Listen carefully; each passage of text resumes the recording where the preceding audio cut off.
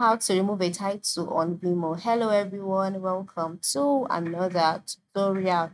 In this video, I'll show you how you can remove a title from your Vimeo video.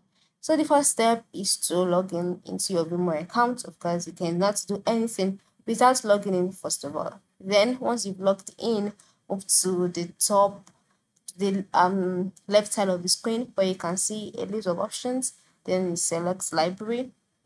By selecting library, you'll be brought to your libraries page where you'll see all of your videos. Select the video that you would like to remove its title. So by selecting that, you'll be brought to the videos setting page. So once you're on this page, you can see details about the video, and then once you can see that, move to the top right corner of the screen and click on the more option button. Then you will see options like move, make a copy, version history, etc. Then once you can see that, scroll down until you can see the option title. All right, so this is title. Once you can see that, you can see the current title of the video.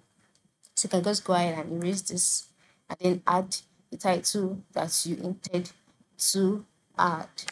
So for example, I'll just say something like practice, practice video, right? And then you can add I can add a description if you want. Then you scroll down and that is it. Your video, the video title has been removed and changed. As easy as that.